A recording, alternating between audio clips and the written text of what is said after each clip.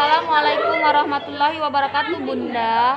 Izin Bunda sebelumnya perkenalkan, nama saya Septi Amalia dari D3 Kebidanan kelas 2A Poltekkes Kemenkes Bengkulu untuk membuat video tentang mekanisme dalam persalin. Selamat menyaksikan. Turunnya kepala dapat dibagi menjadi dua, yaitu yang pertama masuknya kepala pada PAP atau enlargement. Masuknya kepala dalam PAP pada primipara terjadi pada bulan terakhir dari kehamilan 36 sampai 37. Tetapi pada multipara biasanya terjadi pada permulaan persalinan. Yang kedua yaitu proses penurunan atau descent. Masuknya kepala melintas PAP dapat terjadi dalam keadaan sinklitismus, yaitu sutura Sagittarius melintang. Bila arah sumbu kepala janin tegak lurus dengan bidang PAP. Yang kedua yaitu asinklitismus, ialah arah sumbu kepala janin miring dengan bidang PAP.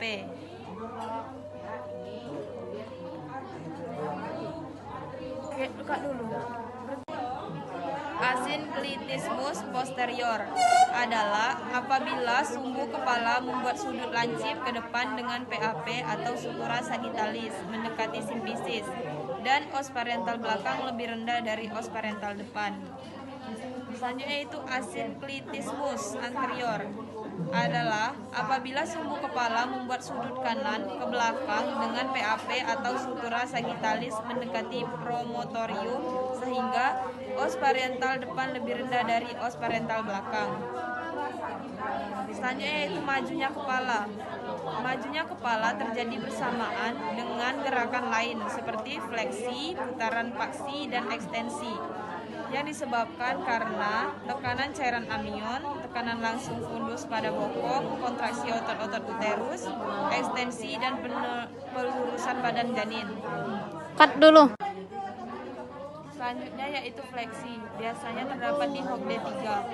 Begitu penurunan menemukan tahanan dari pinggir PAP, serviks, dinding, panggul atau dasar panggul, maka akan terjadinya fleksi, dagu mendekati dada.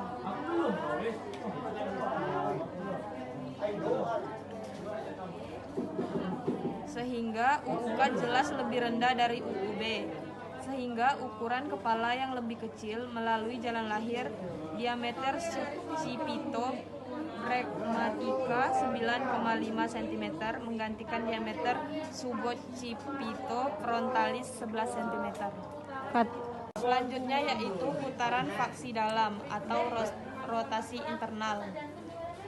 Putaran faksi dalam adalah gerakan memutar kepala dengan suatu cara yang secara Putaran faksi dalam adalah gerakan memutar kepala dengan suatu cara yang secara perlahan menggerakkan occiput dari posisi asalnya ke anterior menuju simfisis pubis atau ukuran sering ke posterior menuju lubang sakrum.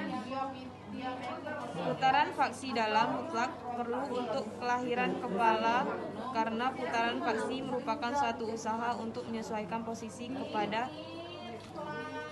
dengan bentuk jalan lahir, khususnya bentuk bidang tengah panggul dengan PBP.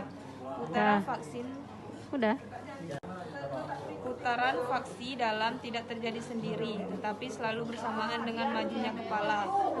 Putaran faksi dalam terjadi setelah kepala sampai di G3 atau setelah kepala sampai di dasar panggul. Sebab-sebab putaran faksi dalam yaitu: yang pertama, pada letak fleksi, bagian belakang kepala merupakan bagian terendah dari kepala. Kedua, yaitu bagian terendah dari kepala mencari tahanan yang paling sedikit. Terdapat sebelah depan atas di mana terdapat hiatus genitalis antara musculus levator ani kiri dan kanan. Yang ketiga yaitu ukuran terbesar dari bidang tengah panggul, ialah diameter antero-posterior. Selanjutnya itu ekstensi, dagu menjauhi dada janin.